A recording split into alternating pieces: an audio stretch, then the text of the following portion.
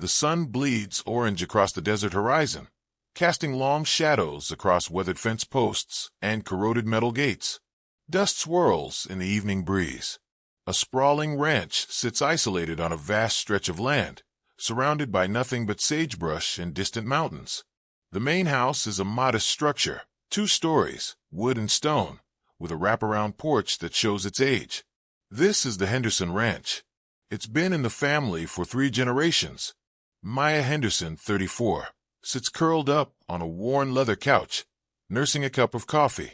She's weathered but beautiful, with the kind of tan that comes from years working outdoors. Her blonde hair is tied back, and her blue eyes reflect the glow of the fireplace. Pictures on the mantel show her with horses, cattle, and an older man who bears her resemblance. A knock at the door. Maya glances up, checking her watch. It's nearly 8 o'clock, unusual for visitors this late. Maya calling out, "Who is it?" She doesn't get an answer. Instead, she hears the sound of heavy boots on the porch. Maya sets down her coffee and walks toward the door, cautious, but not yet alarmed. She's lived alone out here for 2 years, since her father passed. She's learned to be independent, but not paranoid. She peers through the peephole. 3 men in dark hoodies stand on her porch. One of them, Victor, is broad-shouldered and scarred. The second, Cole, has a snake tattoo running up his neck.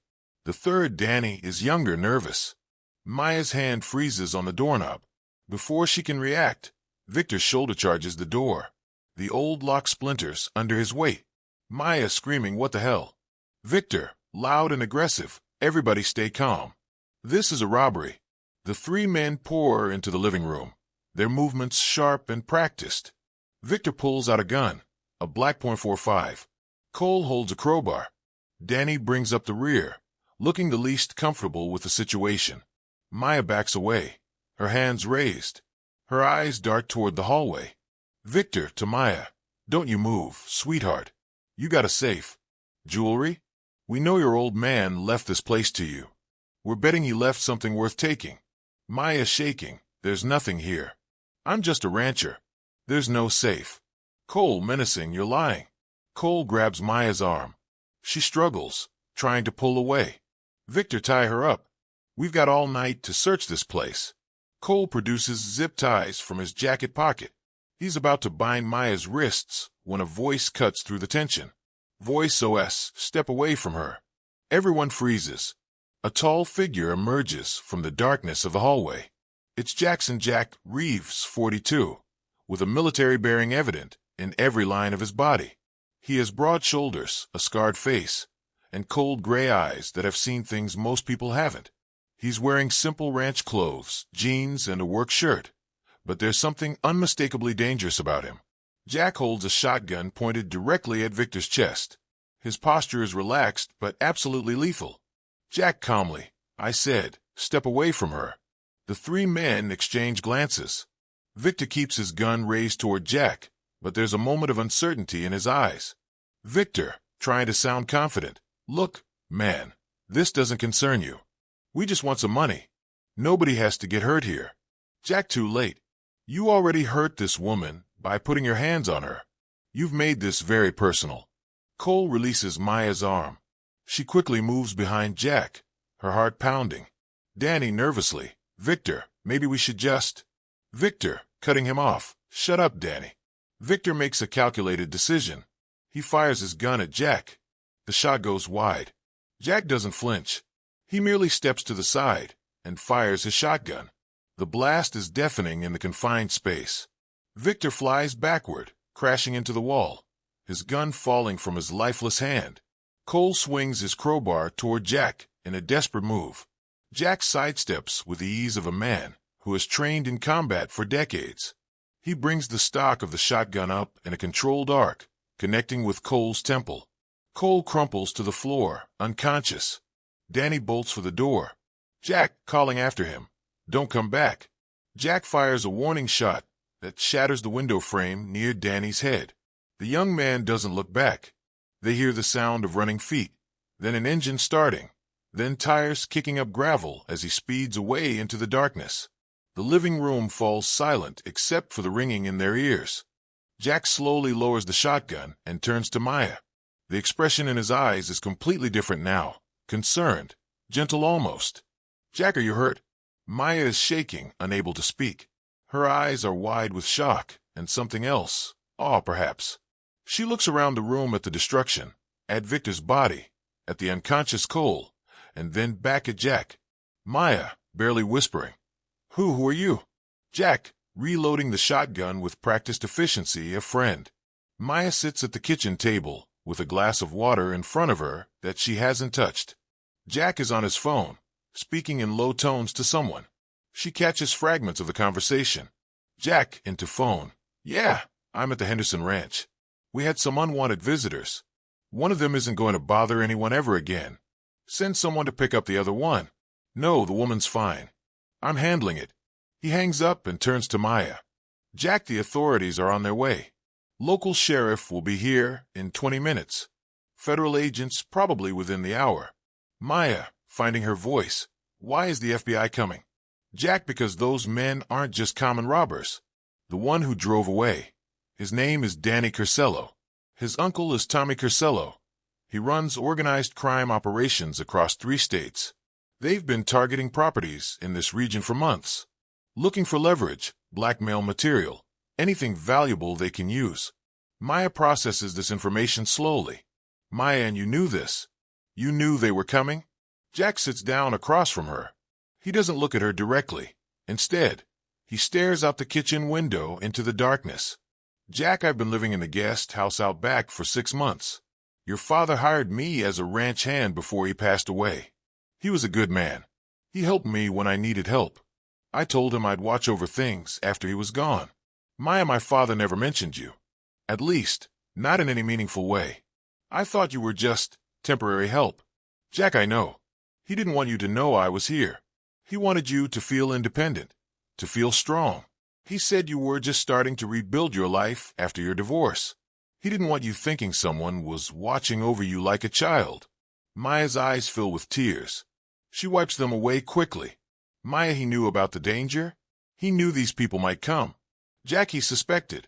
He had done business with some questionable people years ago. Nothing illegal, but he got caught in the middle of some complicated situations. He worried that if anything happened to him, they might try to take advantage of you. So he asked me to stay, to protect what mattered to him. Maya, standing up, agitated. Why did anyone tell me? I had a right to know. Jack, calmly. Would you have wanted him to worry you? Would you have wanted to live in fear? Maya doesn't answer. She walks to the window and looks out at the dark ranch, seeing it now through different eyes. Maya, who are you really? You're not just a ranch hand. Your voice, the way you moved. I know military training when I see it. My ex-husband was a Marine. Jack is quiet for a long moment. Jack, I was Special Forces. Army Delta. I spent 20 years doing things I'm not proud of. When I left, I needed to disappear for a while. Your father understood that. He gave me a place to work with my hands and clear my head. Maya, and in return, you protected his property. Protected me. Jack, I protected something worth protecting. The sound of sirens in the distance breaks the moment. Police officers and federal agents swarm through the house. Maya sits in a chair, wrapped in a blanket, giving her statement to a female FBI agent. Jack stands nearby, also being questioned by a stern-looking man in a dark suit. The body of Victor has been removed. Cole is being loaded into an ambulance. His injuries significant but survivable. The female FBI agent, Agent Cooper, has a kind face but sharp eyes. Agent Cooper and this man, Jackson Reeves. He was living on the property when the attack occurred? Maya, yes. In the guest house. He was working as ranch staff. Agent Cooper, had you known he was there before tonight? Maya, no. My father hired him without telling me. Jack says he was here at my father's request, to watch over things after my father passed. Agent Cooper makes a note. Agent Cooper, your father was a smart man. These men, the ones who broke in, they're part of a criminal network we've been tracking for 18 months. Jack Reeves being here, him taking the actions he did tonight. This might be the break we've been waiting for. Maya, what do you mean? Agent Cooper, I mean that the organization responsible for this attack just lost 2 operatives and the chance to get leverage on you. That's going to send shockwaves through their network. And with your cooperation, we might be able to finish what we started against them. The sun is just beginning to rise. The police cars and FBI vehicles have departed. The house is quiet again. Jack sits on the porch railing with a cup of coffee. Maya comes outside, still in her clothes from the previous night, but having washed her face. She sits on the porch steps below him. Maya, Agent Cooper told me you saved my life. More than that, you prevented a major criminal organization from establishing control over this property. She said they were going to use it as a base of operations. Jack, she was being polite. Your father's instincts were good, but I doubt they would have actually taken over the property if I wasn't here. They would have realized you were an empty target and moved on. Maya, you're a humble man for someone who took down 3 armed criminals. Jack, slight smile. I've done worse things for worse reasons. They sit in silence, watching the desert come alive with the first light of dawn. Birds begin to sing. The darkness recedes. Maya, what happens now? Agent Cooper said they might want to use this property for operations against the Carcello family. Does that mean you have to leave? Jack, if that's what your father would have wanted, I'll do it. Maya, I'm asking what you want. You've been here 6 months. You've protected this place. You've protected me. But I think it's time we had an honest conversation about whether you want to stay. Jack turns and looks at her directly. His eyes are still cold in some ways, but there's warmth there too. Something real and human that has been buried for a long time. Jack, your father asked me to watch over what mattered to him. I did that. But somewhere along the way, this stopped being about obligation. This stopped being about the past. I came here broken, and your father let me heal. And then you came back to the ranch, and I realized there was something worth staying for that didn't involve running or hiding or looking over my shoulder. Maya, softly, that sounds like a yes. Jack, it's a yes. If you want me to stay. Maya, I think I do. I think my father knew what he was doing, sending you here. Jack smiles, a real smile that transforms his hard face into something almost boyish. Jack, your father was a lot smarter than people gave him credit for. Over the next several weeks, the ranch comes back to life. Jack and Maya work side by side, fixing fences, tending to horses, managing cattle. Federal agents maintain a subtle presence on the property, using it as an observation point.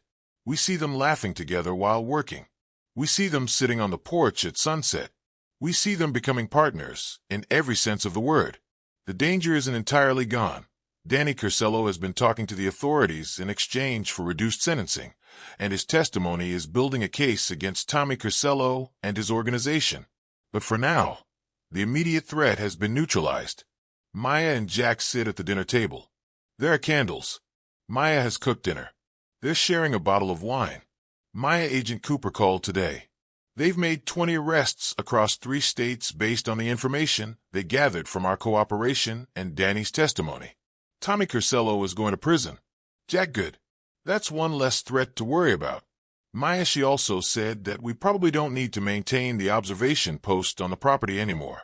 They're moving on to other cases. Jack sets down his glass and looks at her. Jack, are you asking me if I'm staying because I have to, or because I want to? Maya, I'm telling you that you don't have to stay for any reason except one. You want to. Jack, then I'm staying. I want to stay. I want to build a life here with you. I want to wake up in the morning and fix fences and tend horses and sit on the porch at sunset with you. I want to be the man your father believed I could be. Maya reaches across the table and takes his hand. Maya, I think he'd be proud of you. I think he's proud of you. They sit together in the candlelight, 2 broken people who have found something real in the middle of the desert. The Carcello organized crime family was dismantled over the course of 6 months following the events at Henderson Ranch. Tommy Carcello and 16 of his associates received sentences ranging from 10 to 40 years. Jackson Reeves remained at Henderson Ranch, eventually becoming its co-owner. He and Maya were married 2 years later. The ranch has become known as one of the most peaceful and profitable properties in Arizona, a testament to what can happen when someone finds a reason to stop running and start fighting for something that matters.